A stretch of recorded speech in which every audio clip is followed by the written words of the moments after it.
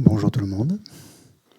Nous sommes 42 en ligne, enfin en présence, vingtaine en présentiel et 22 en ligne, et ça fait 42. Donc en fait, ça fait quand même pas mal de monde. Plus YouTube, et qui sont en direct aussi, YouTube. Oui, il y a les gens qui suivent en direct Ils sont combien sur YouTube? sur YouTube, 13 en ce moment. 13. Oui, le moment est 5 sur Facebook. 5 Donc il y a pas personnes. mal de monde finalement qui suit. On n'est pas tout seul. Merci à, je commençais comme ça. Merci à tous ceux qui ont déjà envoyé. J'ai déjà reçu de l'argent pour Benza. Et c'était drôle parce que Benza était à la porte hier quand je suis rentré après la pratique de Vajrasattva. Elle attendait, elle rentre pas dans l'enceinte, dans le château. Elle était à la porte. Elle m'a suivi jusqu'à chez moi. Et, en marchant, comme si elle était très contente. Ça faisait plaisir. Comme il y a des gens, des êtres qui ont des sixièmes sens ou des septièmes sens. C'est formidable. En tout cas, elle vous dit merci, je pense. Voilà. Elle m'a demandé de vous dire merci. Ok, bon, donc il est de coutume en enseignement déjà de se concentrer un petit peu sur la respiration pour essayer de calmer son esprit et ensuite de faire une petite méditation de motivation et notamment en méditant sur la voie progressive vers l'éveil, ce qu'on a déjà commencé à pratiquement, on a tout vu, pratiquement, il ne reste plus grand-chose. Donc vous avez toutes les informations nécessaires. Donc on va commencer par ça, en prenant une posture correcte, une posture de méditation appropriée, qui vous convient le mieux. Surtout essayer de garder le dos droit, de bien relâcher les épaules, de rester le corps détendu, mais l'esprit très alerte, en observant le souffle, ou, si vous préférez, ce qui est bien, ce qui est très bien aussi, une image du Bouddha, une représentation du Bouddha devant vous, pensant que le Bouddha est présent, qu'il est là, sous une forme complètement lumineuse. Donc vous pouvez choisir l'une de ces deux méthodes.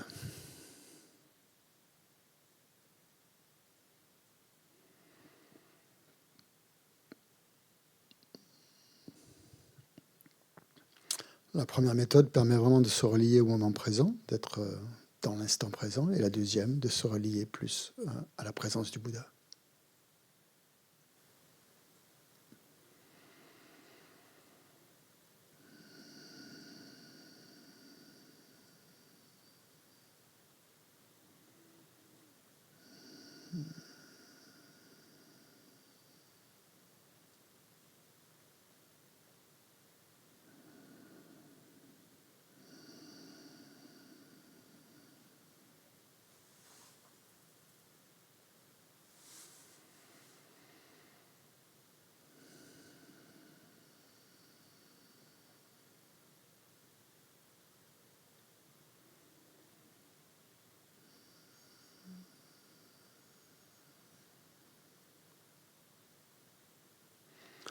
Donc si vous avez décidé de vous concentrer sur le souffle, sur la respiration, essayez de bien ressentir la qualité de votre souffle, ses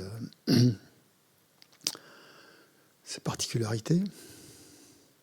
Et pareil pour le Bouddha. Si vous vous concentrez sur le Bouddha, essayez de pénétrer cette image pour bien voir, percevoir ou imaginer les différents attributs du Bouddha.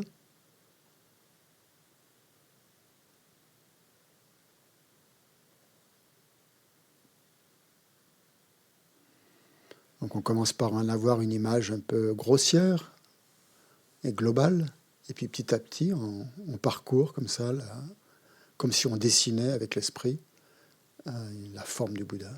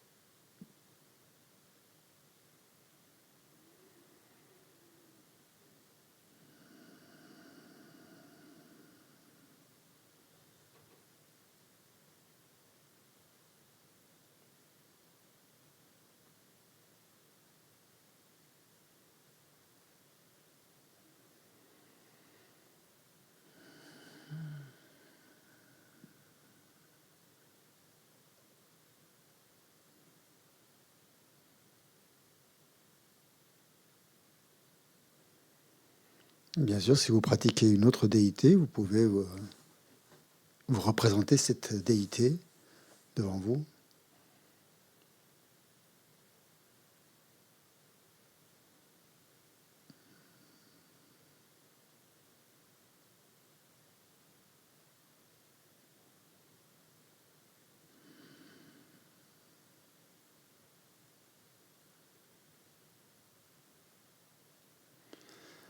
Bien. Établissez ensuite une motivation positive pour faire pour cette journée, une motivation de bodhicitta, puisque c'est la meilleure motivation qui soit, et c'est celle qu'on est en train d'étudier, pour mieux comprendre de quoi il s'agit. Donc essayez de vraiment sentir cette envie profonde d'atteindre l'éveil, dans un but altruiste, mais aussi personnel, bien sûr.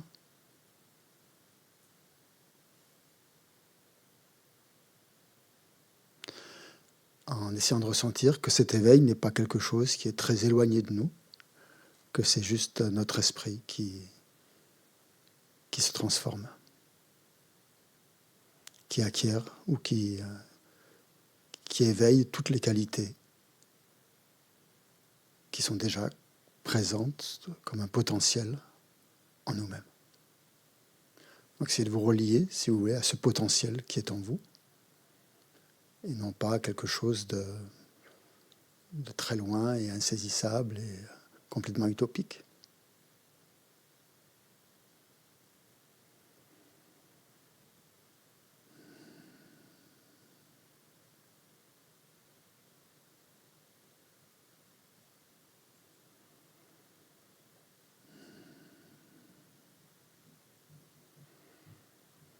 Pour se remémorer les différentes étapes de la voie, du cheminement vers l'éveil, on va lire un texte ensemble qui, en fait, représente la toile de fond de tous des trois principes qu'il faut développer, qu'on développe dans ce parcours, c'est-à-dire le renoncement, la bodhicitta et la vue de la vacuité. Pour ça, donc, on va lire un texte de Tsongkhapa, Lama Tsongkhapa, qui s'appelle « Les trois principaux aspects de la voie », ou « Les trois principes de la voie », je sais plus comment, il y a plusieurs formulations. Je vais partager avec vous sur Zoom. Si je le livre de prière, ouais. Page 141 dans les livres dorés.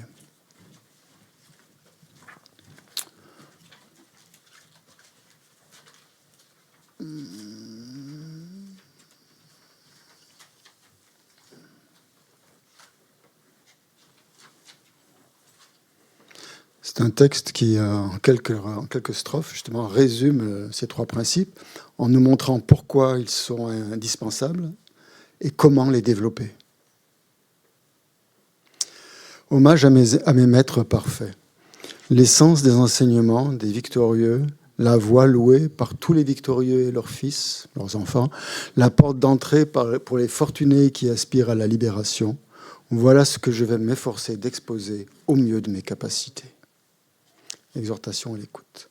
Vous qui n'êtes point attachés au plaisir de l'existence cyclique, qui vous efforcez de donner un sens à votre existence disponible et qualifiée, qui vous en remettez à la voie qui réjouit les victorieux, ô fortunés, l'esprit paisible, écoutez. Pourquoi cultiver le renoncement ? Sans une intention totale de s'affranchir définitivement du samsara, il est impossible de pacifier l'attachement en quête de résultats dans l'océan du samsara. De plus, la soif pour l'existence cyclique enchaîne continuellement les êtres incarnés. Aussi, en tout premier lieu, cultiver le renoncement. Comment cultiver le renoncement ? Les libertés et les richesses de cette existence sont difficiles à trouver, et la vie s'écoule. Le temps ne peut attendre. Par la familiarisation avec ses pensées, l'attrait pour les apparences de cette vie se dissipe. Par une réflexion maintes fois renouvelée sur l'infaillibilité des actions et de leurs effets, le karma, et par la contemplation continue des malheurs de l'existence cyclique, l'attrait pour les apparences des vies futures se dissipe. Comment on sait qu'on a développé le renoncement, la mesure de la réalisation du renoncement ? Lorsque, grâce à cette pratique, ne survient plus, même l'espace d'une seconde, le moindre attrait pour les merveilles, entre guillemets, de l'existence cyclique, et que l'aspiration à la libération s'élève de jour comme de nuit, alors la pensée du renoncement a été engendrée. Donc ça, c'était le premier principe, le renoncement. Deuxième, l'esprit d'éveil, la bodhicitta. Pourquoi cultiver l'esprit d'éveil ? Même si le renoncement a été développé, s'il n'est pas imprégné de l'esprit d'éveil, il ne peut pas servir de cause au bonheur suprême de l'éveil insurpassable. C'est pourquoi les sages cultivent le sublime esprit d'éveil. Comment cultiver l'esprit d'éveil ? Emporté par le cours violent des 4 rivières, étroitement enchaîné par les liens difficiles à briser des actions, du karma, piégé dans le filet d'acier de la saisie du soi, plongé complètement dans l'obscurité totale de l'ignorance, les êtres, et moi-même, donc, renaissent encore et toujours dans le cycle des existences et sont pris dans la tourmente incessante des 3 souffrances. Telle est la condition de tous les êtres, nos mères. Par cette contemplation, cultiver le suprême esprit d'éveil. La mesure de la réalisation de l'esprit d'éveil, comment savoir si on l'a réalisé. En bref, si de même que pour la mère dont l'enfant chéri est tombé dans un brasier de flammes, une seule seconde de la souffrance qu'il endure est une éternité insoutenable, par votre réflexion sur la souffrance de tous les êtres nos mères, vous ne pouvez supporter qu'elle dure une seconde de plus, et si votre souhait qui tend vers l'éveil pour leur bien s'élève sans effort, alors vous avez réalisé l'esprit d'éveil précieux et suprême.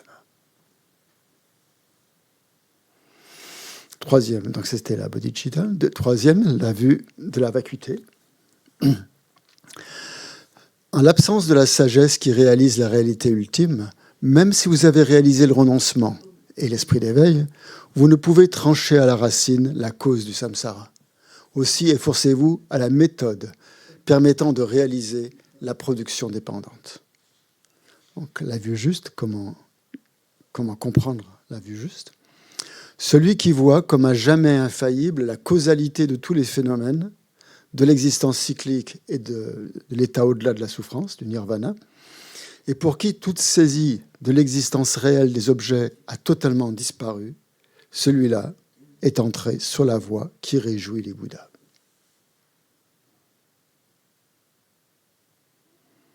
Cette voie, en fait, montre que le karma, la causalité et la vacuité sont totalement compatibles. Si l'une élimine l'autre, il y a un problème. Si l'apparence de la relation en dépendance qui est infaillible est acceptée séparément de la vacuité, et tant qu'elles sont perçues comme distinctes, alors on n'a pas encore réalisé la pensée du Bouddha. Comment savoir si l'analyse juste a été réalisée, si on a vraiment réalisé la vacuité ? Quand ces 2 réalisations surviennent simultanément et non plus en alternance, et que de la simple vision de la relation en dépendance, c'est-à-dire de l'interdépendance, comme tout à fait infaillible, naît une ferme certitude qui détruit complètement la façon dont tous les objets sont appréhendés comme existant véritablement, alors l'analyse de la vue suprême est complète.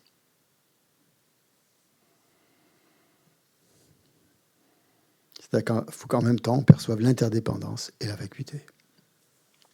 En outre, la compréhension des apparences dissipe l'extrême de l'existence intrinsèque et celle de la vacuité, l'extrême de la non-existence.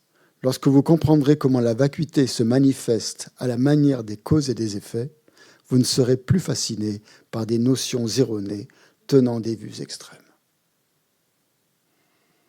Donc c'est le conseil de ne pas tomber dans les extrêmes. L'importance. Ayant obtenu une certitude définitive, conseil pour poursuivre la pratique. Ainsi, lorsque vous réalisez tels qu'ils sont les points essentiels des 3 principaux aspects de la voie, retirez-vous dans la solitude, développez la force de l'effort et accomplissez rapidement votre aspiration profonde, mes enfants. Donc c'était Lama Tsongkhapa qui nous adresse ces conseils. Bon, voilà. Voilà le parcours. Donc c'est un très très beau texte, très, très court, mais complètement essentiel pour pratiquer. Pendant la retraite en Inde, on le récitait tous les jours d'ailleurs avec Jadot Rinpoché, avant de commencer la journée, pour se rappeler que c'était le fondement vraiment de la pratique, quoi, en fait. Ces trois principes.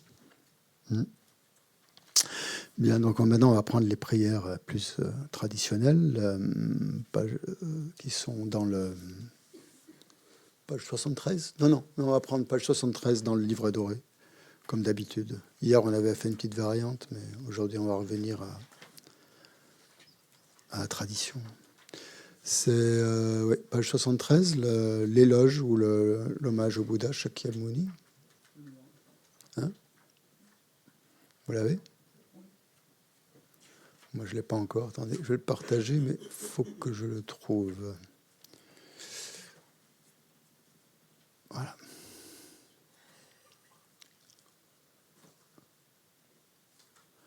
Louange au Bouddha Shakyamuni. On dit en tibétain le premier.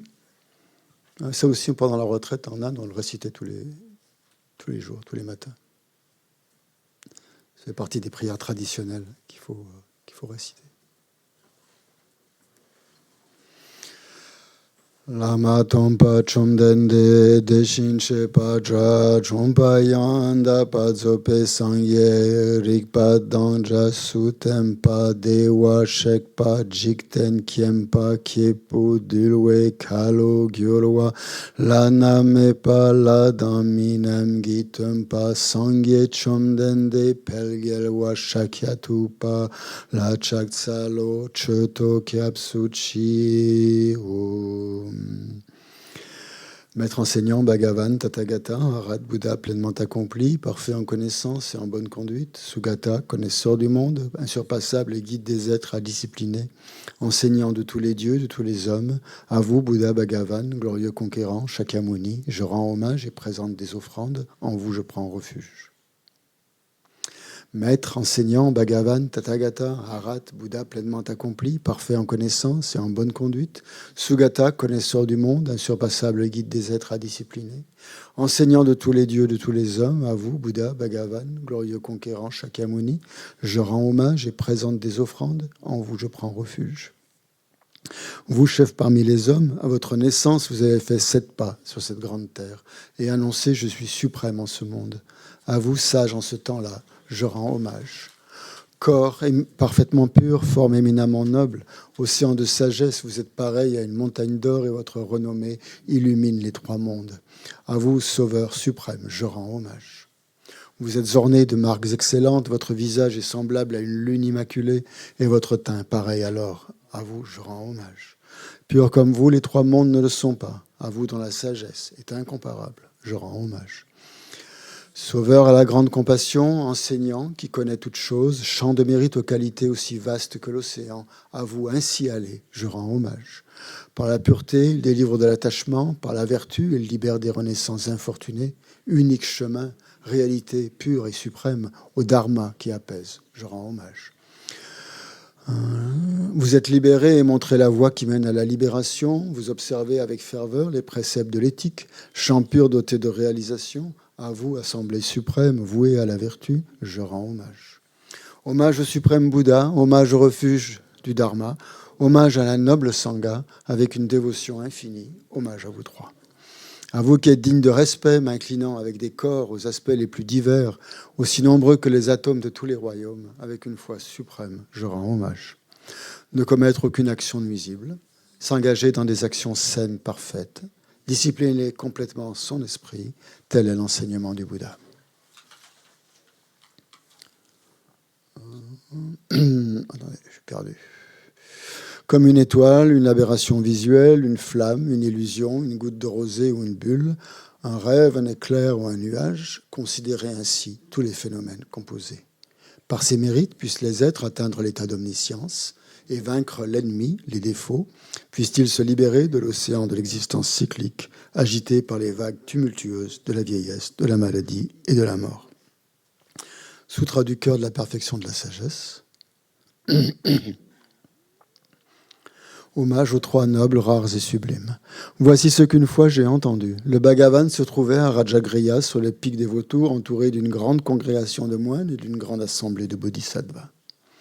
À ce moment-là, le Bhagavan était absorbé dans la concentration sur les catégories de phénomènes appelés perceptions profondes.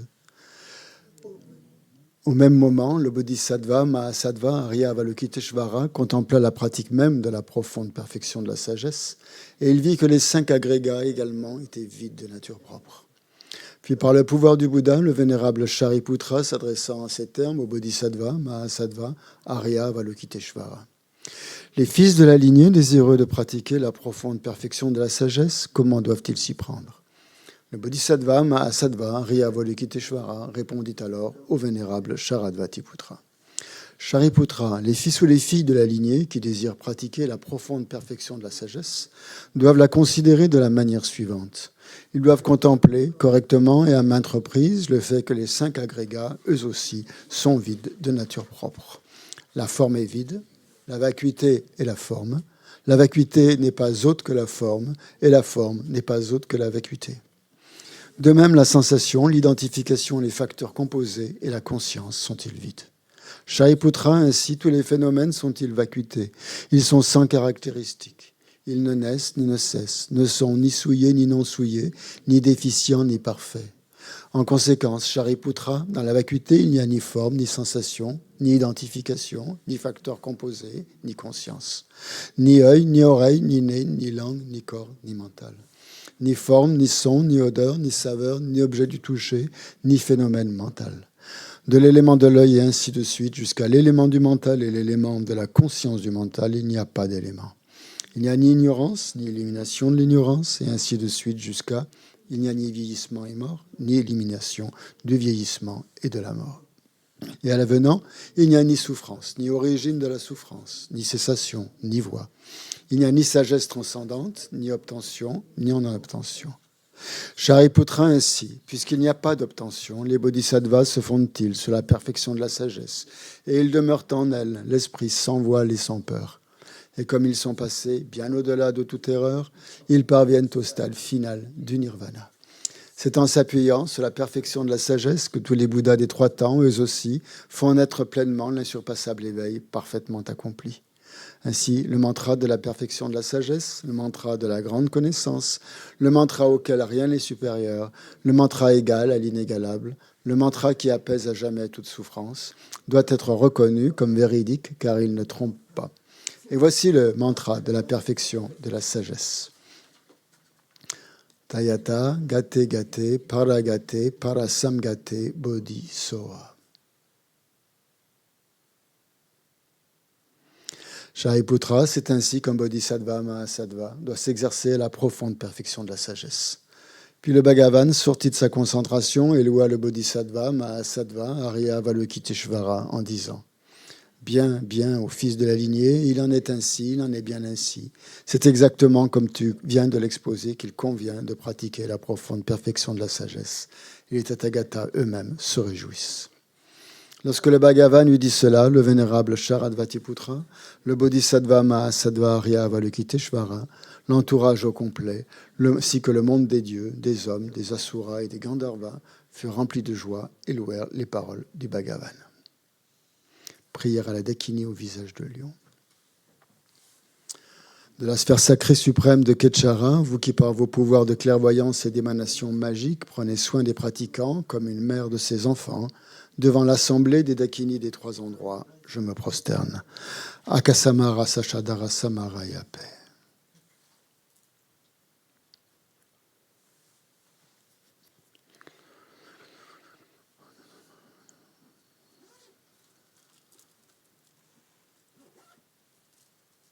Akasamara Sachadara Samaraya Paix. Tayatam, gate gate, paragate, parasamgate, bodhi soha. Par les enseignements des 3 nobles, rares et sublimes, dotés du pouvoir de la vérité, que les obstacles soient évités, qu'ils soient chassés, qu'ils soient apaisés. Que tous les ennemis et toutes les forces négatives, contraires au Dharma, soient complètement pacifiés. Shantim Kuru Soha.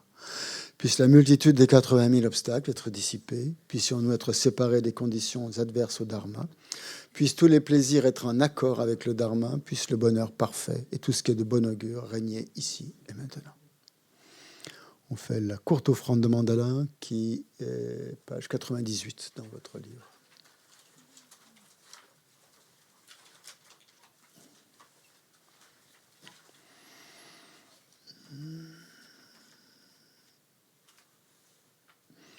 Sashipa ki joshin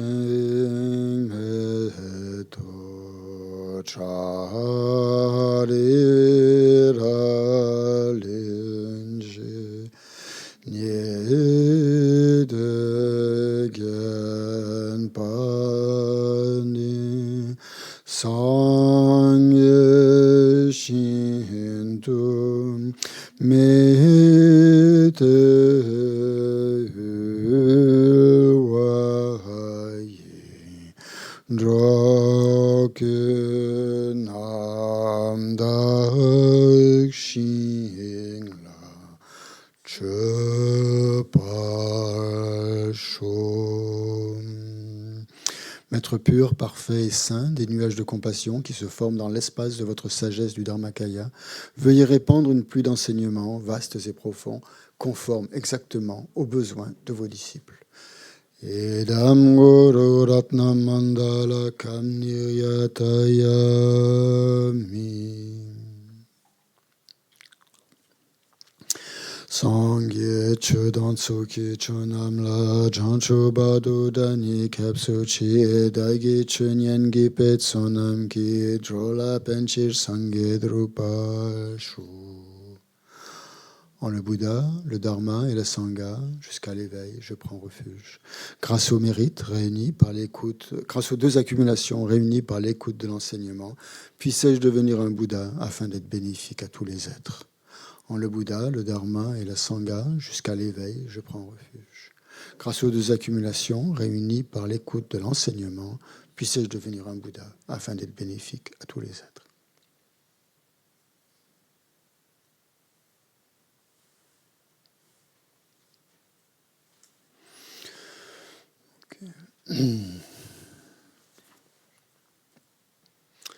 Ok, donc on est en train d'étudier les 8 versets de Langri Tempa. Ah, oui, hier soir, en rentrant après la pratique de Vajrasattva, je suis rentré chez moi et puis, je sais pas, je me suis mis devant ma bibliothèque et puis je me suis rappelé que j'avais un livre sur le Lojong, sur l'entraînement de l'esprit. Et je l'ai un peu oublié. Et en l'ouvrant, j'ai trouvé dans ce livre quelque chose d'absolument incroyable, un commentaire, le premier commentaire, je pense que c'est le premier, ou un des premiers en tout cas, c'est difficile à dater, de commentaires sur ce texte. Donc c'est tiré d'un livre, je ne vous conseille pas de l'acheter, je ne sais même pas comment il a été dans ma bibliothèque, c'est pas moi, on me l'a offert je pense. Il s'appelle Mind Training, c'est-à-dire l'entraînement de l'esprit, et c'est la collection en fait, c'est un recueil de tous les Lojong. Enfin tous, peut-être pas tous, hein, je ne sais pas, mais en tout cas dans la tradition, il y en a 43. Hein, donc ils ne sont peut-être pas tous, mais les plus célèbres en tout cas. Et bon, c'est une collection qui est une très, très belle collection. Il y a plusieurs volumes dans cette collection. Et dans ce recueil particulier, donc, il est consacré au Lojong, à l'entraînement de l'esprit. Et donc en le parcourant comme ça, ça s'est ouvert un peu d'ailleurs à cette page. Un commentaire sur les 8 versets de l'entraînement de l'esprit par Geshe Chekawa, écrit en 1000. Bon, Geshe Chekawa, ses dates, c'est 1101-1175. Ça veut dire qu'il a écrit ce commentaire au XIIe siècle. Et c'est très intéressant d'un point de vue anthropologique, on pourrait dire, parce que on voit ce qui préoccupait, on voit les problèmes que rencontraient les personnes à ce moment-là, au Moyen-Âge, qui sont différents des problèmes que l'on rencontre. Mais ce qui est intéressant, c'est que ces 8 versets ont suivi tous les pratiquants bouddhistes les ont mémorisés jusqu'à nous. Donc nous faisons partie, quelque part, de cette lignée de pratiquants bouddhistes qui nous efforçons de mettre ces enseignements en pratique depuis le XIe siècle. Donc, ce Geshe, là, c'était un Geshe quand même, c'était pas n'importe qui avait donc vraiment étudié, il s'appelait Geshe Chekawa, Et il a écrit un petit commentaire dessus. Ça veut dire que Geshe Chekawa, quand il a écrit ce commentaire, il a certainement dû le recevoir directement de l'auteur, c'est-à-dire de Langri Tenpa. On suppose que il l'a reçu oralement. Il y a eu la transmission orale de ce texte. Et il a pris des notes. Et donc, c'est quelque chose d'extrêmement précieux, quoi. C'est une valeur, je pense, inestimable. Donc, j'étais très, très content de le trouver. J'aurais pu m'en occuper avant. Vous me direz, c'est bizarre de faire ça la veille du cours, mais enfin, bon, bref, ça, c'est mon problème. Et donc, j'ai envie de le partager avec vous parce qu'il y a quand même des éléments qui sont intéressants. Et ce Geshe Chekawa, il remarque, il commence son texte comme ça, il dit « Mon admiration pour les Kadampa, c'est-à-dire cette lignée de yogis, en fait, qui mettaient ça en pratique, mon admiration donc pour les Kadampa a commencé quand j'ai entendu pour la première fois les 8 versets de Langri Tenpa. » Donc, il les a reçus directement. Après, je me suis mis, donc quand je les ai reçus, après tout de suite, j'ai voulu les étudier. Je me suis concentré, je les ai étudiés.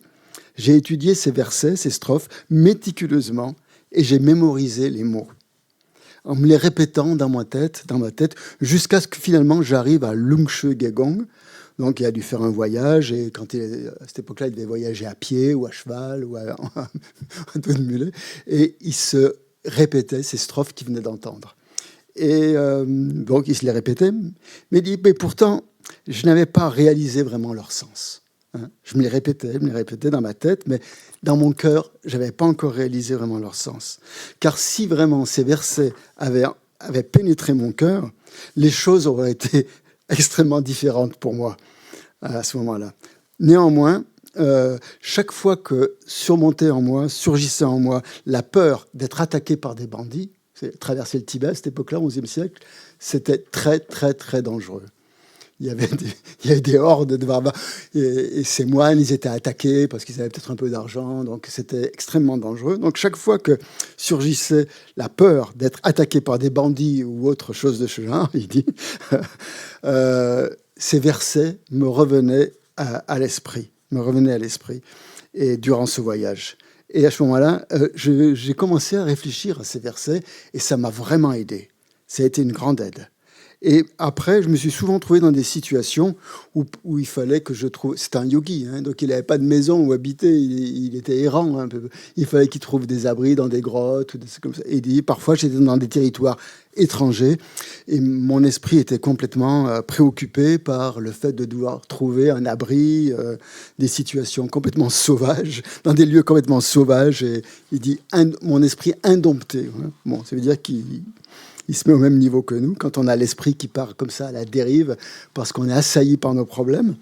Et à ce moment-là, quand j'étais confronté, quand je devais faire face à des situations insoutenables, eh bien, ce qui me réconfortait, c'était justement de me rappeler ces 8 versets. Et il dit aussi, lorsque les autres, par exemple, lorsque j'étais la cible des médisances des autres, parce que bon, ça devait être un yogi qui devait parcourir comme ça, et souvent, je pense qu'il devait être critiqué par les villageois qu'il prenait. Bon, voilà. Comme Milarepa le raconte dans ses chants. Parfois, il était vilipendé, etc. On lui lançait des pierres parce que c'était un vagabond, quoi. Et il disait, chaque fois que je sentais que j'étais la cible du mépris des autres, ces versets m'ont vraiment aidé. Et il dit, donc voilà, c'est sur l'introduction à son commentaire, pour nous exhorter à chaque fois que des problèmes surgissent, à ne pas hésiter à faire usage de ces strophes. C'est pour ça que c'est bien de les connaître par cœur, parce que comme on est toujours confronté à des situations, on ne sait pas trop lesquelles vont nous tomber dessus, il y a toujours une de ces strophes qui viendra à notre secours. J'ai pu le tester moi aussi dans certaines situations. Et je sais pas, il y a quelque chose de, bon, je ne vais pas dire miraculeux, ça peut être exagéré, mais le fait de ne plus, quand on est face à un problème et que, au lieu de rester concentré sur ce problème et d'être complètement obnubilé par lui, on pense à ces strophes, automatiquement, l'esprit, il bascule là. il bascule. Et là, il se passe quelque chose, en général. Surtout si on pense que ce problème n'est pas que notre problème, mais si aussi on pense qu'on prend sur soi en même temps la souffrance des autres êtres, de tous les êtres qui ont ce genre de problème. Bon, donc on en était à la strophe 2. On avait vu la strophe numéro 1. Vous me redites la page parce que je veux la part 290. Donc je vais la mettre sur... je vais la partager sur Internet. 290. OK. Déterminer, on relit un petit peu la première strophe, déterminer à obtenir le plus grand bienfait possible grâce à tous les êtres qui sont plus précieux que le joyau qui exauce les souhaits, je les considérerai comme les plus chers et précieux à tout instant. Donc, sur quoi met l'accent? Qu'est-ce qu'elle nous exhorte à faire, cette prière, cette strophe, je veux dire? Quel est le thème? Si vous deviez donner le thème de cette strophe, qu'est-ce que vous diriez que c'est? Quelle est l'exhortation? Quel est le conseil qui nous est donné? L'humilité. Non. Quel est le conseil? Qu'est-ce qu'il nous donne comme conseil? De considérer les êtres comme plus précieux que voilà, tout, quoi. C'est ça, de considérer tous les êtres comme étant très précieux. Et voilà, pour les raisons qu'on a vues hier, et de ne pas. Donc, et qu'est-ce que ça va contrecarrer? Quelle tendance est-ce que ça va contrecarrer en nous? Le chérissement de soi, bien sûr, mais quoi? Mais précisément, l'auto-chérissement, c'est général. Quand quoi s'élève en vous?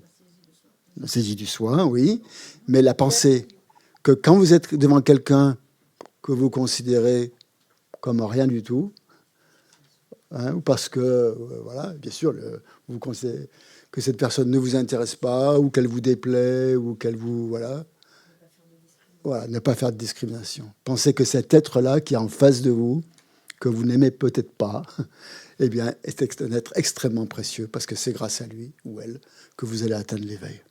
Donc c'est... je reviens à Geshe-Tshego, je pense que c'est vraiment un fondement, ce texte. Il dit... nous devons nous entraîner, donc vraiment avoir chaque être sensible, pas simplement humain, comme un joyau qui exauce les souhaits. Il dit quelque chose de vraiment intéressant que j'ai jamais vu ailleurs. Rappelez-vous 2 points importants de la similitude qu'il y a entre un joyau précieux, un bijou, et les êtres. Ça, je l'ai trouvé dans aucun commentaire. C'est très intéressant.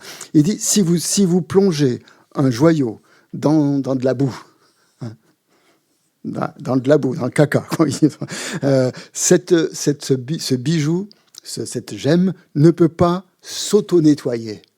Elle ne peut pas se nettoyer d'elle-même. Il faut que ce soit vous, avec vos mains, qui l'a nettoyé, qui lui redonniez tout son éclat, qui est là, mais elle a été souillée par la boue. Donc, on ne la voit plus, on ne voit pas son éclat. Donc, c'est à vous, avec vos mains, à mettre vos mains dans le caca pour nettoyer cette gemme. Et alors, à ce moment-là, elle va apparaître avec toute sa brillance et magnifique et tout, etc.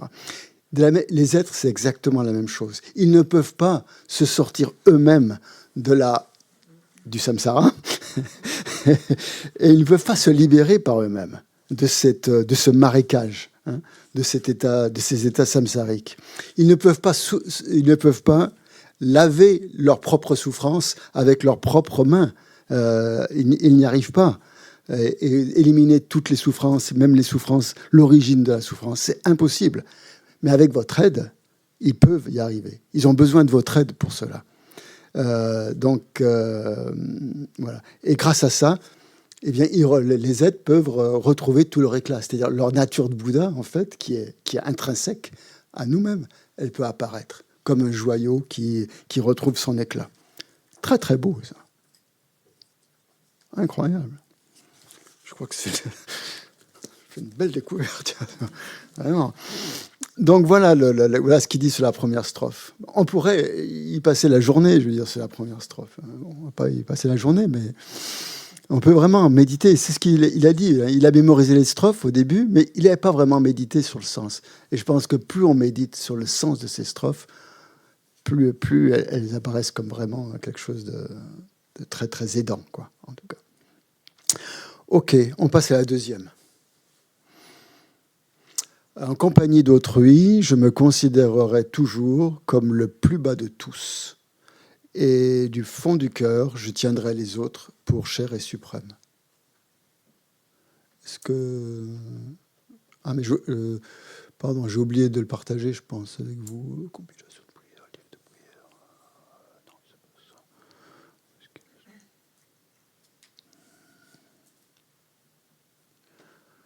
ça. Est-ce que sur Zoom, vous le voyez, le texte? Ou pas? Je sais pas. Bon. Non. Non, vous ne le voyez pas. Attendez. Il faut que je trouve... Pourquoi il n'apparaît pas?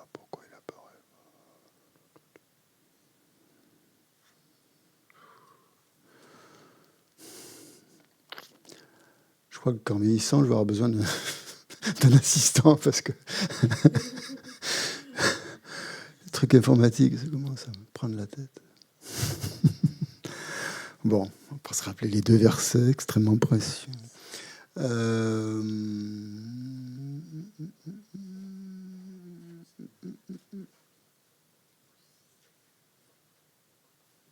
c'est moi ce que ça va.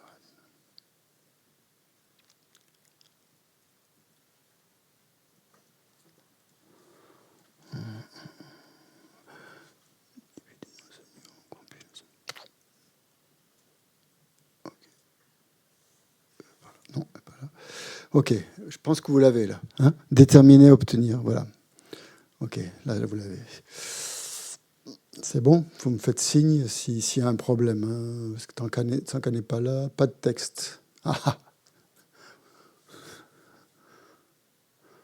Non, je pense que vous l'avez. Non ? Si, là, c'est bon. C'est bon ? Merci. Ok, merci.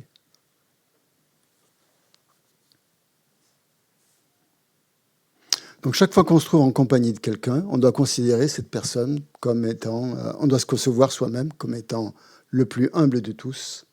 Et on doit tenir, donc en tenant les êtres pour suprêmes, on va les chérir du plus profond de son cœur. C'est une autre façon de traduire cette strophe. Donc cette strophe, en fait, de quoi elle nous parle ? Qu'est-ce qu'elle nous dit ? Quel est le sens, en fait ? Qu'est-ce qu'il faut faire ? Quel est comment on pourrait dire l'exhortation ? À faire quoi ? Être humble. Être humble, c'est ça. D'éliminer l'orgueil et de cultiver l'humilité en toute situation. Hein, c'est ça. Donc, quelle que soit la personne qui est en face de nous, ne pas sentir qu'on est supérieur à cette personne. On pourrait se sentir supérieur pour tout un tas de raisons. Parce qu'on a une éducation, on a des diplômes, on a un job, un métier supérieur à cette personne, on vient d'un milieu social plus élevé, on a plein de choses comme ça, quoi. Et qui pourraient nous faire sentir, disons, supérieurs. Si on a ça, si on a cette tendance-là, hein, à se sentir supérieur à cause de, ou grâce à, je ne sais pas, à cause des privilèges qu'on a eus, justement, qui sont dus à notre karma, notre bon karma, à nos mérites, voilà, et qui nous placent peut-être un peu sur un piédestal, à ce moment-là, il faut être très, très vigilant et ne pas céder à cet orgueil. Et revenir à une façon plus humble de se considérer. Donc, quelle tendance ça élimine en nous, le fait de réfléchir à ce verset ou de se le répéter en situation? Ça va éliminer donc l'orgueil. Ça va avoir un effet donc immédiat, hein, sur notre orgueil. Alors, c'est une strophe intéressante aussi, hein, Parce qu'en fait, ça nous montre en fait notre tendance que l'on a à... Vous allez dire, mais non, on n'a pas forcément cette tendance. Mais je pense quand même, quand on est dans un groupe ou quand on rencontre des gens, on a tendance quand même à valoriser un peu son opinion par rapport à celle des autres, à défendre son opinion, à sentir qu'on a raison, quoi, et que les autres ont tort, pratiquement. Ça, c'est une forme de supériorité. Hein. C'est une façon de se sentir supérieur à l'autre, cette tendance-là à être... c'est l'autochérissement, en fait. Hein. C'est lié à l'autochérissement. Dès qu'on est en présence d'autres personnes, on a des jugements intérieurs à l'intérieur de nous, dans des pensées. On a des pensées de jugement. Comment est cette personne? Comment elle est? Et comment je me situe par rapport à elle? Ouais, c'est ça que ça veut dire. Si on le met à notre époque, hein, dans notre contexte à nous, hein, du XXIe siècle, comment nous, occidentaux, comment on est en société ou avec d'autres personnes. Et je pense qu'on a, enfin peut-être pas tous, je sais pas, peut-être que je généralise mon cas, mais on a tendance à juger les autres. Hein. Et peut-être à leur trouver des défauts. Ça dépend de notre tendance. Peut-être qu'on peut avoir cette tendance-là dès qu'on est en présence de quelqu'un, à essayer de trouver des défauts dans la personne. On n'est pas tous comme ça, bien sûr, mais on peut avoir cette tendance-là. Donc cette strophe-là, elle vient justement pour nous aider à contrecarrer cette tendance à vouloir trouver des défauts chez les autres. Et si on trouve des défauts chez les autres, implicitement, ça veut dire qu'on se sent supérieur. Comme si nous n'avions pas de défauts, en quelque sorte. Hein, puisque nous, on est capable de voir les défauts des autres, c'est formidable, on a une grande clairvoyance, on se met quand même, en faisant ça, en cherchant les défauts des autres, on se met sur un piédestal. Hein. On se place comme supérieur à l'autre. Et ça, c'est très subtil. Hein. Ça, c'est très, très, très, très subtil. Donc, cette strophe, elle fait appel à ça quand on parle de l'humilité. Donc, c'est ça. Hein. Donc, cette tendance à vouloir rabaisser les autres ou à vouloir les ignorer, hein, tout simplement, ou même les éviter, les fuir, les rabaisser, parce qu'on les juge pas intéressants ou tout simplement inférieurs à nous. Donc, ça veut dire qu'il faut observer qu'est-ce qui se passe dans notre fort intérieur quand nous sommes avec les autres. Hein. Cette strophe, vraiment, elle est applicable quand on est en situation sociale, disons, avec d'autres personnes. Et dès que nous rencontrons des étrangers, par exemple, où tout de suite, c'est comme si on avait comme un besoin de situer cette personne et de la mettre dans une espèce de cadre tout de suite, quoi, en se valorisant quelque part. Hein. Donc ça veut dire qu'en fait, c'est une tendance à exagérer notre importance, c'est ce qu'on appelle l'autochérissement, hein, à nous donner une espèce de plus-value et aux autres une espèce de moins-value, quoi, en quelque sorte. Hein. Ou comme on dit dans l'hôtellerie, à se surclasser un peu. Hein, quoi. Et c'est ça la définition de l'orgueil, en fait. Hein. L'orgueil, c'est quoi? C'est essayer toujours de se surclasser par rapport aux autres, en s'attribuant des qualités qui nous placent au-dessus des autres, en nous survalorisant et en sous-estimant les autres. Donc cette strophe, elle nous incite à inverser cette attitude. Toutes les strophes, hein, elles sont là pour nous dire il faut changer cette attitude. Et la changer, ça veut dire quoi? Inverser, hein, dans ce cas-là. Il faut prendre le contre-pied de ces tendances pour pouvoir les éliminer. C'est à ça que servent les 8 versets de la transformation de l'esprit. Hein, prendre le contre-pied de la tendance qui s'élève en nous. Donc la tendance à l'orgueil, le contre-pied, c'est renforcer l'humilité. Hein, pour inverser cette attitude. Mais attention, parce que nous, occidentaux, on a un peu tendance aussi à se déprécier aussi. On a ce truc, on va se sentir... on est très vite... comment on appelle ça en français? Il y a un terme psychologique, mais il ne vient pas. Cette dépréciation qu'on a de soi-même, hein, cette dévalorisation, on peut dire ça, s'auto-dévaluer, se dévaloriser. Et ça ne veut pas dire ça non plus. Hein. On a besoin d'être... on a des qualités, c'est indéniable, on a tous des qualités. Et ces qualités, il ne faut pas les nier. Hein.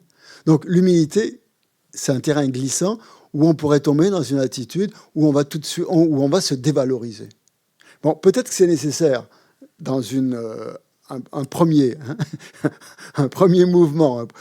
Si on voit cette tendance à l'orgueil s'élever, il faut se dévaloriser peut-être un moment, un petit peu, mais pas en faire une généralité. Quelque chose où on se sent complètement nul, incapable. Après, ça devient pathologique.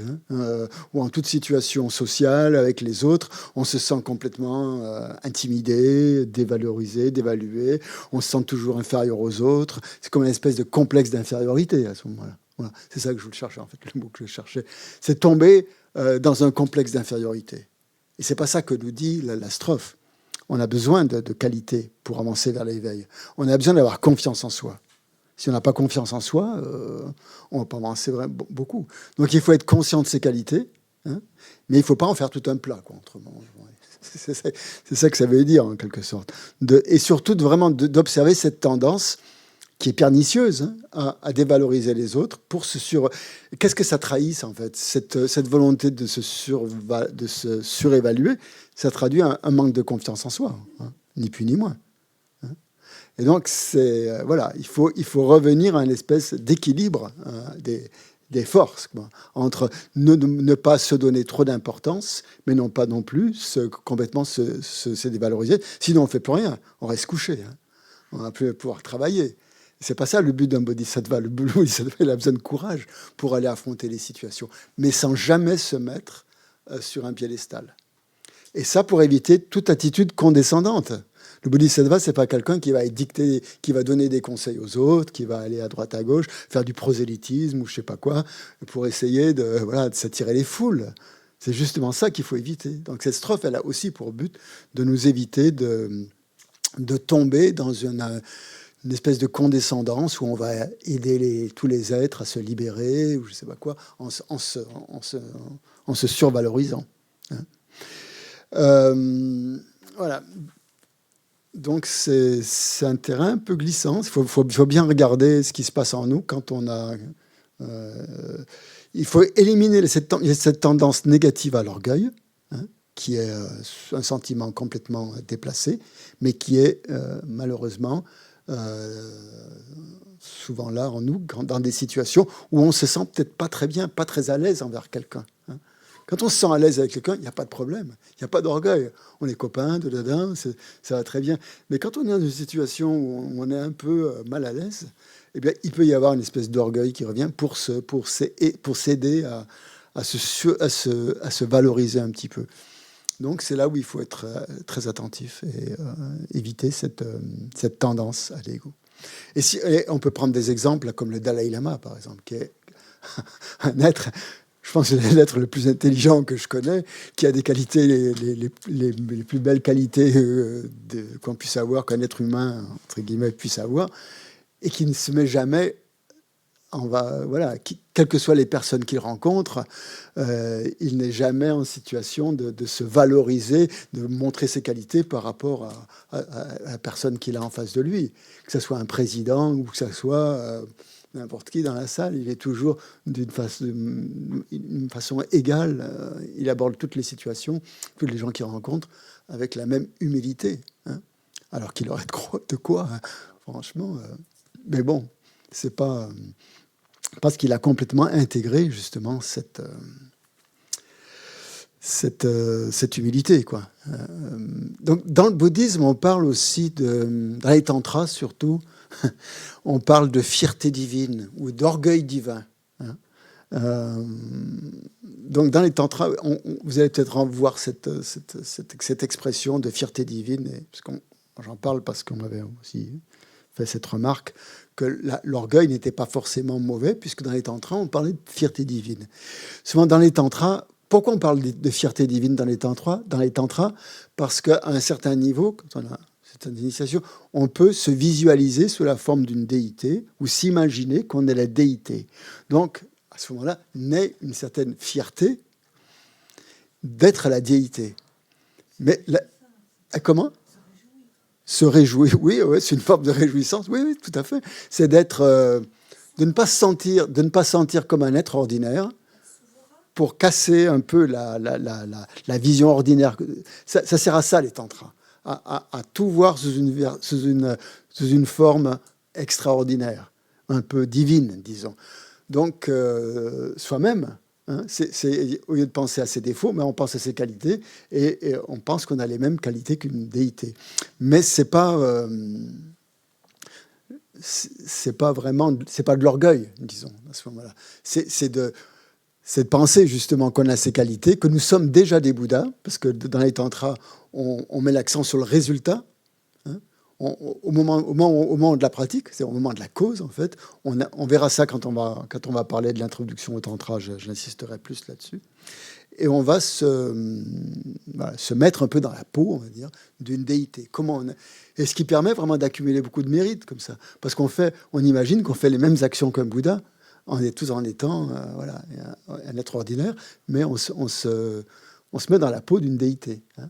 Donc on développe cet orgueil divin tout en sachant que c'est pas vraiment ça, que c'est vide d'existence en soi. Il faut se rappeler la vacuité et il faut se rappeler la bodhicitta. Donc c'est quand même assez élevé comme pratique. Donc ça n'a rien à voir. Hein. La fierté divine ou l'orgueil divin, c'est vraiment quelque chose de... C'est pas de l'orgueil, en fait. C'est comme tu dis, c'est une forme de réjouissance, d'accomplir des actions extrêmement positives, en imaginant qu'on irradie de la lumière de son cœur et tout ça, et pour le bien des êtres. Et ça accroît notre potentiel vertueux. Hein. Alors que l'orgueil, au contraire, l'orgueil ordinaire, on va dire, ne fait que décroître le potentiel vertueux. L'orgueil est une perturbation mentale, hein, je vous rappelle. Hein. Donc, qui dit perturbation mentale dit quelque chose de négatif. Hein. Et qui dit quelque chose de négatif dit cause de souffrance. L'orgueil est cause de souffrance. Il n'est pas cause. On pourrait avoir l'impression que l'orgueil, au fait finalement de se rehausser un petit peu, ça ne fait pas de mal, ça nous donne un certain plaisir, un certain bien-être, mais à long terme, ça crée une tendance qui est souffrance, en fait, parce qu'elle elle flatte notre ego, en fait. Hein. C'est une perturbation mentale liée à la saisie du soi. Alors que dans la fierté divine des tantras, ce n'est pas une perturbation mentale, hein, puisqu'elle est liée, elle n'est pas liée à l'ignorance, elle est liée à la vue de la vacuité. Donc le contraire de l'ignorance. Et dans l'orgueil ordinaire, il est fondé, il est basé sur l'attachement à l'image de soi, en fait, hein, quelque chose comme ça, ou à la saisie de l'ego, hein, une forme d'égocentrisme. L'orgueil est très, très lié à l'image de soi, à l'image d'un soi ignorant, enfin, dicté par l'ignorance. Et donc l'orgueil, on peut le voir, par exemple, quand on reçoit des compliments, par exemple. Comment on réagit face aux compliments, ou face aux critiques, d'ailleurs. Hein.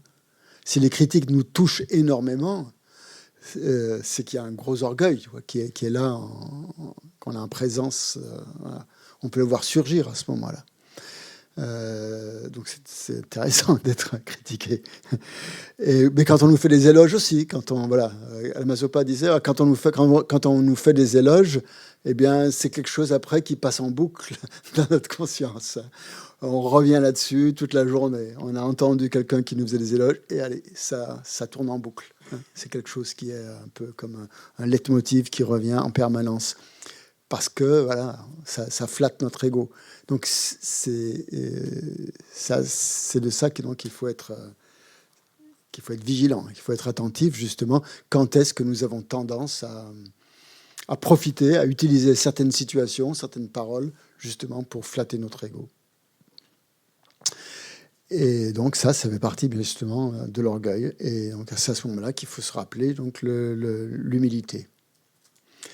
Donc, quand est-ce qu'on est justement en proie à l'orgueil, justement, c'est quand une personne nous flatte. Hein, donc, attention, aux flatteries, c'est pas forcément... il y a tout un chapitre dans Shantideva j'y reviendrai peut-être un peu tout à l'heure. Attends, il y a une strophe qui en parle plus de ça.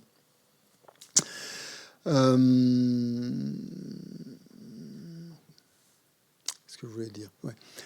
Ce qui est intéressant, c'est de voir, par exemple, comment nous sommes sensibles quand même à la flatterie. d'une manière ou d'une autre. C'est-à-dire quand quelqu'un flatte ou fait des compliments à un ennemi, enfin à quelqu'un qu'on n'aime pas, qu'est-ce qui se passe en nous à ce moment-là? Quel est le sentiment? Qu'est-ce qu'on ressent? Si on a vraiment, s'il y a quelqu'un qu'on déteste et que quelqu'un fait des compliments de cette personne, wow, il y a une jalousie. Hein, il y a la jalousie, l'envie. La jalousie, c'est quoi? C'est l'envie d'être flatté soi-même. Hein, c'est l'envie d'avoir des éloges. C'est aussi fondé. L'orgueil et la jalousie vont vraiment de pair, quoi, quelque part. Alors, prenez le micro.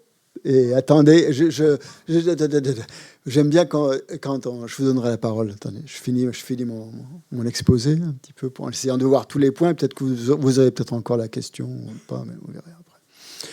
Donc, quand on flatte les autres, nous avons un peu tendance à ressentir de la jalousie parce que, parallèlement, quand on nous flatte, nous avons tendance à ressentir de l'orgueil. Hein, et les deux vont ensemble. Donc, en fait, il faut un peu contrer ces deux attitudes. Soit la jalousie face aux éloges de quelqu'un d'autre, d'un ennemi, quelqu'un qu'on ne supporte pas, ou quand on nous flatte, quand on nous adresse des compliments.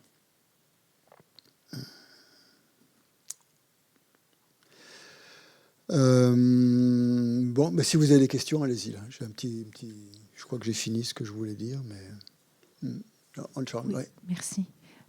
En fait, je pensais aussi au sentiment d'injustice. Quand tu disais il y a quelqu'un qu'on n'aime pas et qui reçoit à ce moment-là un compliment, une flatterie, moi, ça faisait émerger en tout cas un sentiment d'injustice à ce moment-là.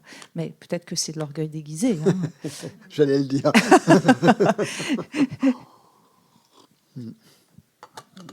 Ça dépend des situations. Ça dépend des situations. On aime bien être flatté quand même. On aime bien les compliments quand même. C'est quelque chose qu'on apprécie quand même tous. Hein.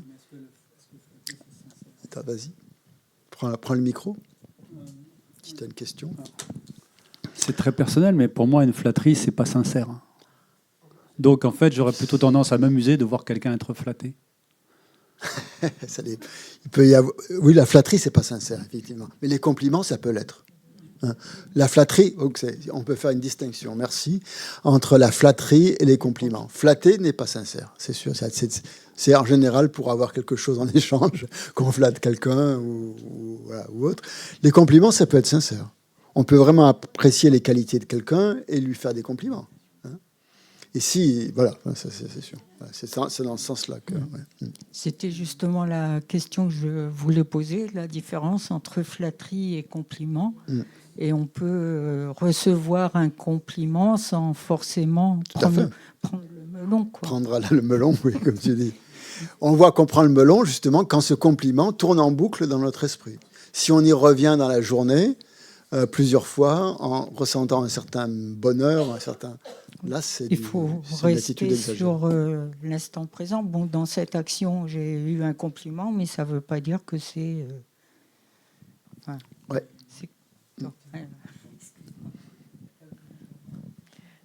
Et puis aussi, par rapport à la flatterie, c'est rester vigilant par rapport à la manipulation dont on peut être l'objet aussi, tout simplement. Oui, tout à fait. D'autres remarques sur Internet? Il y a des remarques ou des partages? Après, moi, je voulais ajouter que le compliment, c'est aussi un encouragement. Ça peut être, si on le prend comme un encouragement à continuer continuer dans la bodhicitta, voilà. Par exemple. Alors, il ne faut pas... voilà, ça peut être justement lié à la réjouissance. Si on a fait des actions positives, vertueuses et tout ça, et qu'on nous félicite pour ça, ça peut exactement nous donner à avoir envie de continuer, de persévérer dans cette voie. Donc, la réjouissance, en fait, c'est pas de l'orgueil, hein, justement.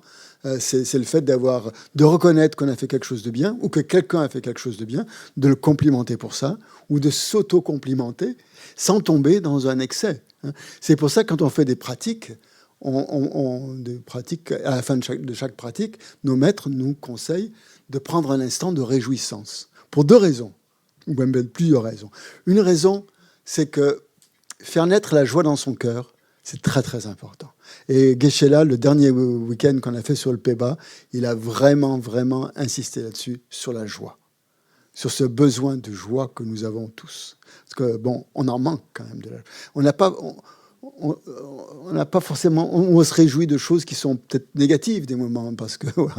Mais vraiment, la joie positive d'avoir fait quelque chose de bien, d'avoir fait une pratique, à la fin de cette pratique, d'avoir fait des souhaits pour tous les êtres, ça devrait provoquer une joie dans notre esprit. Et cet instant de joie, même s'il dure que quelques secondes, c'est un moment extrêmement fort. C'est un moment privilégié où on a réussi, pendant quelques secondes, à faire naître la joie dans son cœur. Une joie pure, une joie extrêmement positive. Et ça, c'est quelque chose qui s'accroît. La joie peut se développer. Regardez, tous nos maîtres, c'est des gens extrêmement joyeux. Et ils ont des problèmes. Ils rencontrent toutes sortes de problèmes au niveau politique. Enfin, voilà, ils ont perdu leur pays, ils ont perdu plein de choses. Les Tibétains, ils sont exilés. Beaucoup, ils n'ont pas d'argent. Mais ils ont toujours gardé cette joie dans le cœur. Hein. C'est quelque chose d'assez remarquable, quoi. De ne jamais s'attrister. Parce que la tristesse, ça ne sert à rien. Hein. C'est toujours ce qu'on répète quand quelqu'un de triste, quand quelqu'un est triste, les maîtres disent, en fait, mais à quoi ça vous sert d'être triste, quoi? À rien. Ça ne sert absolument à rien. Et justement, plus on apprend à cultiver cette joie à l'issue des pratiques ou pendant les pratiques, et les pratiques de déité, c'est ça aussi, hein, cet orgueil divin. On a la joie d'être la déité pendant... Ça dure pas longtemps. Hein. On ne se prend pas pour une déité toute la journée. Après, malheureusement, ça part vite. Mais pendant qu'on fait la pratique, si on en ressent cet orgueil divin, cette fierté divine d'être la déité et d'imaginer qu'on fait le bien de tous les êtres, ça provoque automatiquement une joie dans le cœur. Et c'est pas de l'orgueil. Hein. C'est pas de l'orgueil. C'est un sentiment même de partage, de communion avec les autres, ou je sais pas, ce qu'on veut. Et voilà. Donc c'est la première. Donc donner voir l'importance de la joie. Hein, et cette joie, on peut la cultiver. On peut quand quelqu'un reçoit est complimenté pour quelque chose de bien qu'il a fait. Hein, tout à fait. Alors après, la joie, c'est justement d'avoir une joie excessive parce qu'on nous complimente nous-mêmes. Alors que il ne faut pas non plus en faire toute une histoire. Hein. Donc c'est développer une attitude équilibrée entre la déprime ou la dépréciation et l'orgueil. Et alors aussi, il y a un travers qu'on peut avoir, c'est ce qu'on appelle la fausse modestie. C'est-à-dire se considérer comme un être extrêmement humble, se mettre toujours par terre, se dire... se mettre toujours au niveau le plus haut, mais en tirer une fierté de ça, en tirer un orgueil. Ça aussi, c'est à surveiller, quelque chose comme ça. Se sentir, vouloir passer pour un religieux, je ne sais pas, quelqu'un de très humble, qui a développé les qualités d'un bodhisattva et qui est toujours qui se sent toujours prêt à aider les autres et tout ça. Et d'en tirer une fierté de ça. Hein. Ça peut être aussi une forme d'orgueil déguisé. Donc ça aussi, c'est une manière de... Donc, il y a plein de choses à regarder. Donc cette strophe, elle nous incite à rester humble en toute situation, en regardant notre esprit. Quelle est sa motivation? Quelle est son intention, hein, en fait, puisque c'est ça qu'il faut faire, en fait, pour voir si c'est de l'humilité, si c'est de l'orgueil, et de le faire avec quiconque. C'est-à-dire, chaque fois qu'on est en présence de quelqu'un, eh bien, regardez si cette tendance s'élève en nous de se survaloriser et de dévaloriser l'autre en lui trouvant des défauts. Et Sainte le Dalai Lama a il plaisante. Bon, je pense qu'il n'a pas d'orgueil, c'est pas son problème à lui. Et il disait une fois, pour éliminer l'orgueil, il dit, moi, quand je sens de l'orgueil monter en moi, il dit, je pense en fait à tout ce que je ne sais pas faire. Hein. Je suis en train de survaloriser mes qualités de je sais pas quoi, d'enseignant, par exemple, maintenant, de traducteur. Mais en fait, c'est juste une chose que je sais faire. Il y a des millions de choses que je suis incapable de faire. Hein. Et voilà. Et donc, ça équilibre la chose. Donc, face à une personne où on sent tout de suite ses qualités parce qu'on est sur un piédestal, où les autres vous mettent en avant, pensez qu'en fait, voilà. Donc, ça fait redescendre un petit peu, pour se mettre au même niveau que les autres. C'est important donc de ne pas se survaloriser et surtout penser que les qualités que l'on a, toutes les qualités en fait que l'on a obtenues, que ce soit de l'intelligence, que ce soit la richesse, que ce soit n'importe quoi, elles viennent des autres. On a peut-être fait des efforts, mais si ces efforts, on ne les a pas fait tout seuls. Il a fallu que d'autres êtres, d'autres personnes soient présentes dans ces situations-là pour nous aider à créer ces qualités, à développer ces qualités. Et donc, il n'y a pas de quoi s'enorgueillir d'avoir des qualités, puisqu'en fait, ces qualités, elles viennent des autres. Donc, si on se rappelle ça, voilà, c'est ça la transformation de l'esprit. Hein. C'est toujours prendre le contre-pied de nos tendances aux perturbations mentales pour amener, voir les choses sous un autre angle. Donc, c'est pour ça que ce sont des textes merveilleux, parce qu'ils nous enseignent justement à voir toutes les facettes d'un problème. Par exemple, quand on est face à un problème, en général, on est prisonnier de ce problème parce qu'on ne le voit que sous un seul angle. On ne voit pas ses côtés positifs, par exemple, hein, ou d'autres aspects. On ne le voit que du point de vue de l'éclairage de l'ego. Mais on ne voit pas plein d'autres facettes qui sont là et qui peuvent nous aider justement à voir le problème d'une autre façon. Donc voilà, donc cette strophe nous incite à rester humble en toute situation et à contrer donc cette tendance à l'ego. Voyons ce qu'il dit là-dessus, notre ami Geshe Chekawa. Donc, oui, à cette époque-là, au Moyen-Âge, c'était par rapport aux mendiants. Il disait surtout, quand on rencontre des mendiants, on peut avoir l'impression d'être supérieur à eux. Donc, par exemple, quand on est tous ceux qu'on juge inférieurs à nous, par exemple, il dit donc lui, c'est les mendiants. Mais c'est vrai, nous aussi, on peut avoir cette attitude condescendante avec un mendiant dans la rue, à lui donner quelques pièces avec une certaine condescendance, en se sentant valorisé par notre geste, tout ça. Et donc, c'est aussi une manière de voir qu'est-ce qui apparaît dans notre esprit quand on donne une petite pièce à un mendiant. Donc, aussi, notre physique aussi, ça peut être une source d'orgueil. Au Moyen-Âge, quand on a un physique plutôt fort, quand on est en bonne santé, on peut avoir tendance à se sentir supérieur aux malades, hein, ou à ceux qui sont donc pauvres, ou à ceux qui sont malades. Et il dit, lui aussi, il dit, pour contrer cette tendance à la fierté, je me dis chaque fois, je suis complètement ignorant, je ne connais rien en fait des 5 domaines de la connaissance. Les 5 domaines de la connaissance, c'est tout ce qui touche tout l'artisanat, tous les métiers, il y a plein de choses qu'on ne sait pas faire, justement, un petit peu ce que je vous disais. Les 5 domaines de la connaissance, donc c'est la poésie, la littérature, enfin je sais plus, le théâtre, il y a les arts, il y a plein de choses. Il y a plein de choses, la musique, hein, si on n'est pas musicien, par exemple, voilà, on ne sait pas jouer d'un instrument. Voilà. Et oui, il cite le Sutra de la perfection de la sagesse, un passage justement, il dit qu'il faut, pour contrer l'orgueil, il faut penser qu'en fait, on est le serviteur de tous les êtres. On n'est pas supérieur aux êtres, on est au contraire leur serviteur. On est à leur service. Et un serviteur, en général, il ne se sent pas supérieur à ses maîtres, quoi. Voilà. Donc c'est comme ça qu'il fonctionnait au Moyen-Âge, à se considérer vraiment non pas comme un maître, mais comme un serviteur.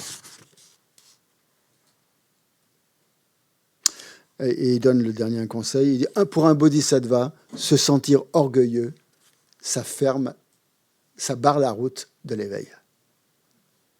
Voilà. Donc ça, je sais pas. C'est intéressant parce que, aussi un point intéressant par rapport à ce texte, c'est qu'il a des citations qu'on ne trouve nulle part. Et il les cite. Il n'y a qu'à son époque, au XIe siècle, il y avait déjà des textes ou peut-être pas, disons des transmissions orales, peut-être, de strophes comme ça, qui étaient véhiculées par les moines et qui servaient à leur pratique. Ce n'était pas forcément écrit. Et il y a beaucoup de strophes, de citations qui donnent. C'est introuvable. Vous Vous pouvez. Alors, le traducteur le dit à multiples reprises. J'ai regardé les notes. Il dit je n'ai pas trouvé l'origine, je n'ai pas trouvé la source de ce passage. Je n'ai pas trouvé, je ne sais pas d'où ça vient, je ne sais pas dans quel texte il a trouvé ça. Et, donc, cette citation n'apparaît dans aucun des recueils canoniques. Voilà. On ne sait pas d'où ça sort. Oui. Il y avait déjà quand même une tradition sûrement orale, justement, avec des passages donc, bien précis pour contrer certaines attitudes. Donc, pensez donc que tous les êtres en fait sensibles sont l'incarnation en fait de toutes les qualités qui existent et en eux résident d'innombrables qualités et que en moi j'ai pas beaucoup de qualités finalement. Voilà, c'est une manière de rabaisser son orgueil. Ok, il y a d'autres choses par rapport à ça. Par rapport à cette strophe? En compagnie d'autrui, je me considérais toujours comme le plus bas de tous. Voilà.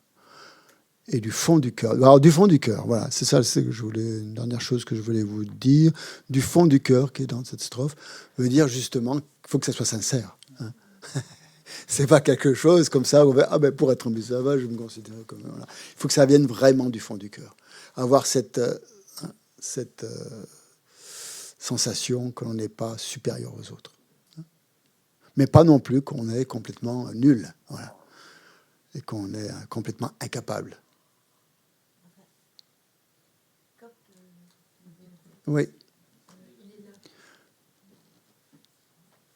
Je pense qu'au XIIe siècle, ils n'avaient pas cette autodépréciation que l'on a, nous, à notre époque, où beaucoup de choses tendent à nous faire sentir comme on est inférieur, parce que la société elle est basée sur des valeurs qu'on n'a pas forcément développées ou avec lesquelles on n'est pas d'accord, disons, valeurs de marchandises, etc., ou de toujours survaloriser les gens. Voilà, c'est abominable. Hein, en fait, un peu répondu déjà. Parce que ce que je voulais dire, moi, quand je le lis plutôt comme une dévalorisation, parce que pourquoi le plus bas de tous? Il suffisait de dire ne pas être supérieur aux autres ou égaux. Ouais. Bon, rappelez-vous que ça a été écrit au XIe siècle, oui, que c'est une manière, voilà, peut-être comme inférieur aux autres, le plus bas de tous. Mais il le dit. Il dit, je l'ai vu hier, mais je ne l'ai pas retrouvé. Il dit à un moment donné, il dit que en fait, se considérer comme le plus bas de tous, ça veut dire qu'en fait, comment il dit ça? Je ne sais plus. C'est intéressant cette image. Il prenait l'image de la rivière, en fait, que la rivière coule toujours vers le bas, en fait, et jamais vers le haut. Donc avoir cette tendance à être comme une rivière, mais toujours à descendre, quoi. Et nous, notre tendance, c'est à vouloir à être à contre-courant un petit peu pour se valoriser. Et donc se rappeler l'image de la rivière qui descend, qui se rabaisse, en fait. Voilà. C'est quelque chose comme ça. J'ai le sentiment que en méditant sur cette strophe, que le fait de se sentir justement inférieur aux autres permet de tourner plus facilement son esprit vers la reconnaissance des qualités des autres. Ah oui, complètement. Donc je pense que c'est un moyen habile pour générer de la compassion en fait et de l'amour. Tout à fait. Ouais. Ah oui, c'est un moyen habile. Toutes ces strophes sont des moyens habiles, oui.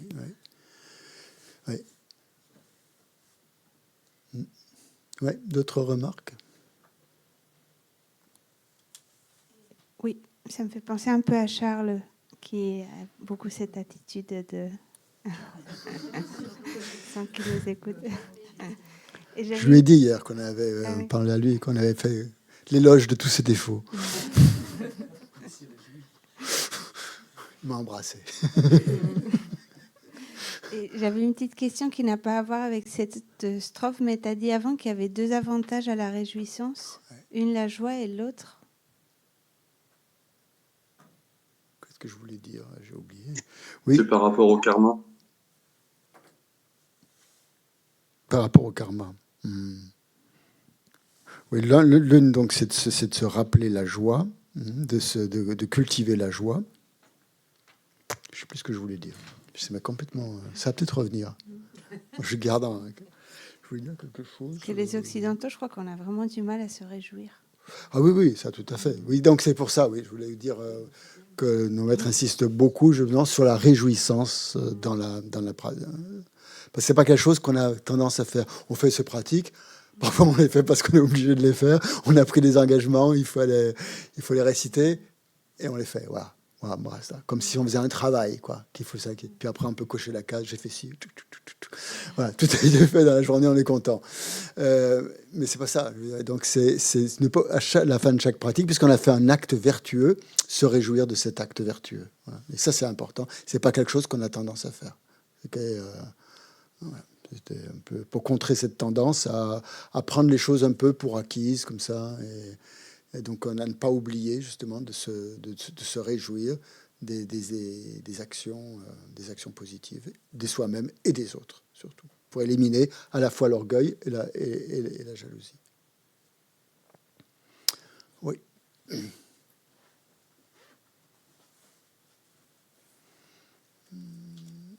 Il faut se décentrer beaucoup aussi. Hein. C'est de se décentrer, c'est ça que vous dites ? Oui. Oui. Oui, mais pas non plus complètement être... voilà, il faut quand même rester un peu centré quand même hein, sur cette confiance quand même, d'avoir choisi, de suivre cette voie des bodhisattvas et sur la vigilance, hein, sur le fait d'être attentif à ce qui se passe dans notre esprit. Donc il faut quand même faut être centré, pas sur l'ego, mais sur la détermination, quoi, sur sa détermination. Oui, c'était le sens de mon intervention. Merci.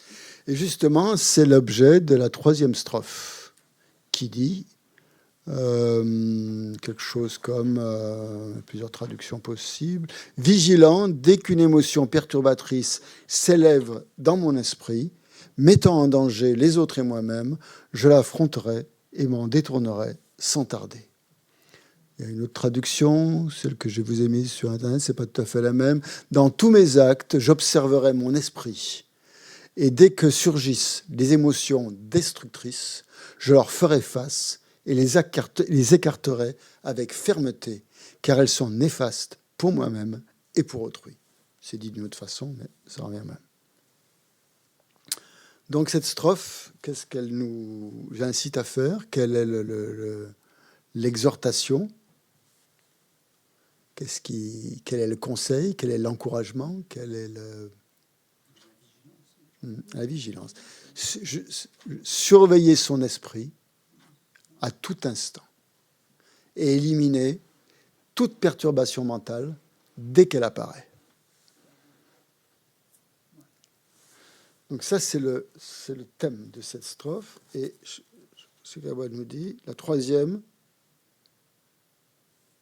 puisque les perturbations mentales nous empêchent de suivre la voie de Bodhisattva, il faut les éliminer le plus rapidement possible.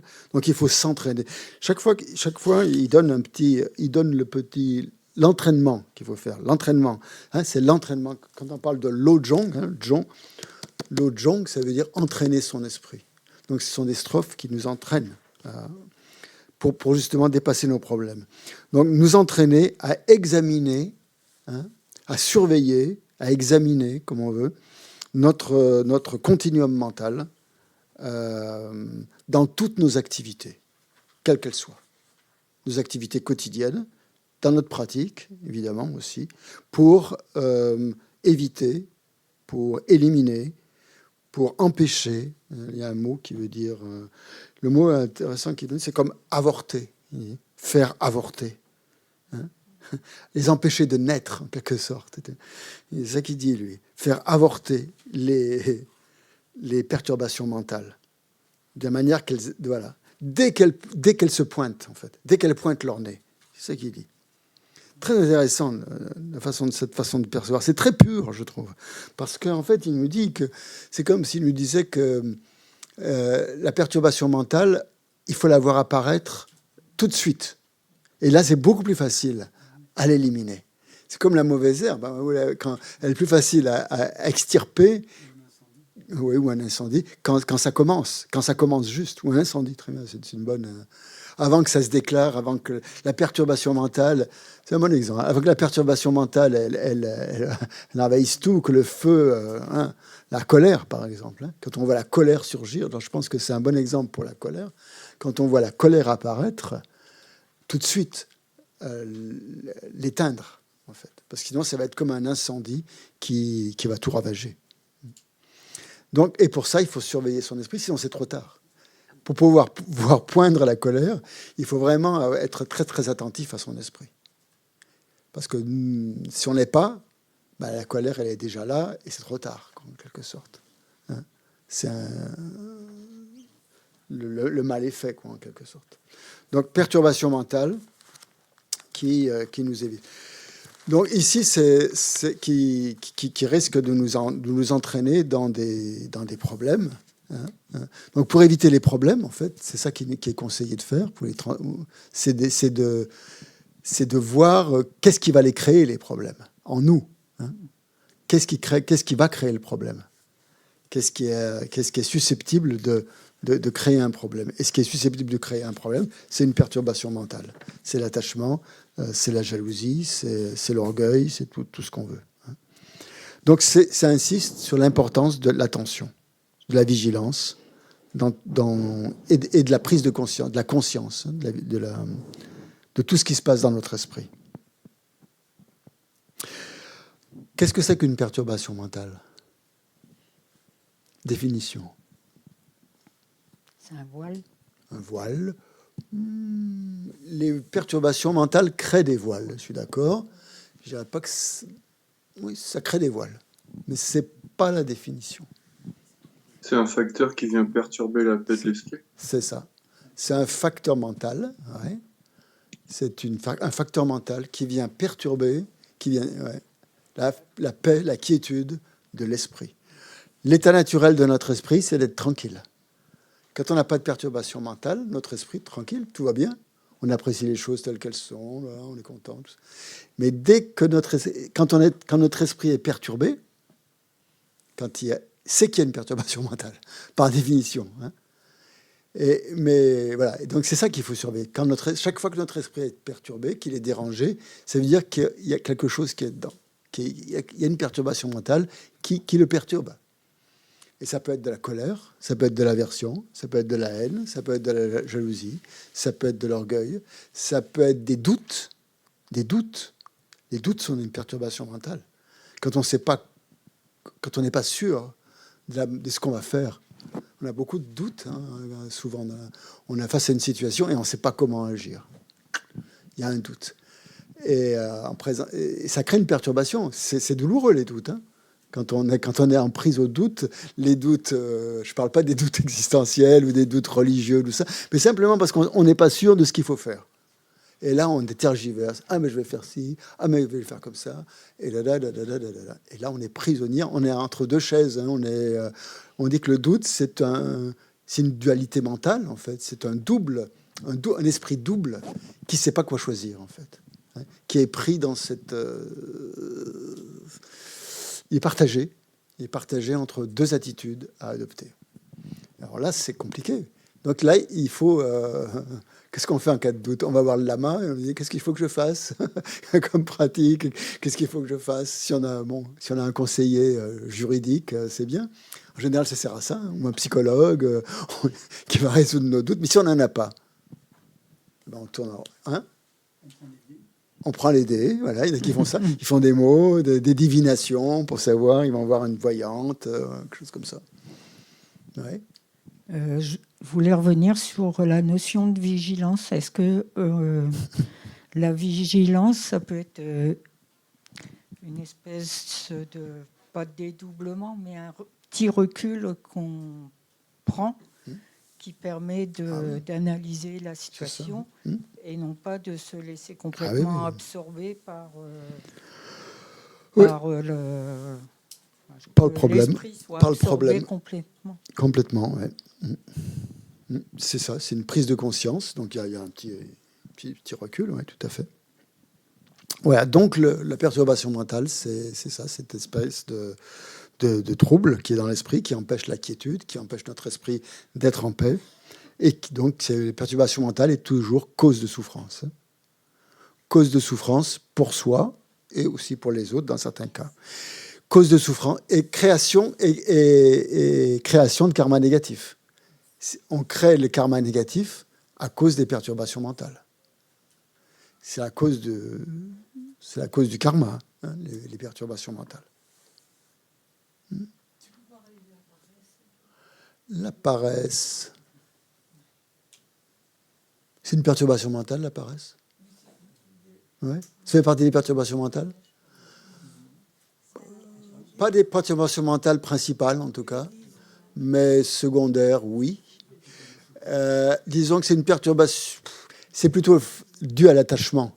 La perturbation mentale de l'attachement qui crée, qui amène la paresse. C'est une perturbation... Non, ça vient avec une perturbation mentale. Mais je ne dirais pas que... Ouais.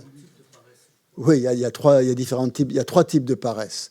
Il y a la paresse de ne rien faire, la paresse de remettre à plus tard, hein, ou la paresse aussi de se complaire dans des actions négatives, par exemple. C'est une forme de paresse, ça aussi. Il y a plusieurs formes. Ouais. Donc là, forcément, c'est un attachement. C'est lié à l'attachement, en fait, complètement.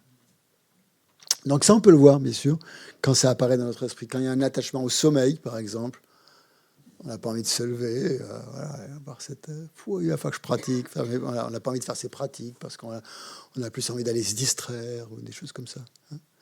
Donc voilà, la paresse face aux distractions. Hein. Voilà. Donc oui, il y a des questions sur Zoom? Non, non, pardon. Moi, s'il n'y en a pas, vas-y. Ouais, On fera une pause après. Oui. Je voulais que tu m'expliques là sur ce petit livret-là de Langri Tangpa. Langri Tangpa, voilà. C'est l'auteur des 8 versets. Oui. Voilà, il met donc en tout acte, j'observerai mon esprit, puis sais-je alors, dès qu'il surgira la moindre des passions. Perturbation. C'est une autre traduction pour perturbation mentale. Voilà, passion. Pour perturbation mentale, le mot c'est klesha en sanskrit, myomong en tibétain. La traduction tibétaine est vraiment forte, elle est vraiment bonne parce que ça veut dire qui perturbe l'esprit, qui trouble l'esprit. C'est ça la traduction. Certains le traduisent par passion. C'est peut-être pas forcément la bonne. Il y a 36 traductions possibles. Les afflictions, les affections mentales, les toxines mentales, les perturbations, les facteurs perturbateurs de l'esprit. Il y a plein de... Les émotions négatives. Hein, c'est une émotion, mais négative. Le klesha. Il y a plusieurs. C'est les termes qu'on trouve. Il faut faire attention, justement. Quand on voit ces termes-là, est-ce que ça a le même sens ou pas? C'est intéressant de regarder. Voilà, donc appliquer l'antidote nécessaire chaque fois qu'une perturbation surgit. Voilà, pour ne pas se faire prendre au piège. Donc il y a un antidote pour chaque perturbation mentale. L'antidote à la jalousie, c'est la réjouissance. Réjouissance. L'antidote à l'avarice, la générosité. Voilà. L'antidote, qu'est-ce qu'il y a? L'antidote à la haine, à l'aversion, l'amour, à la colère, par exemple, l'amour, voilà, qualité.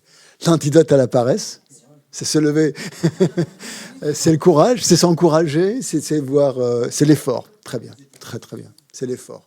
L'effort au sens large du terme. Ouais. L'effort joyeux, encore mieux. Ouais.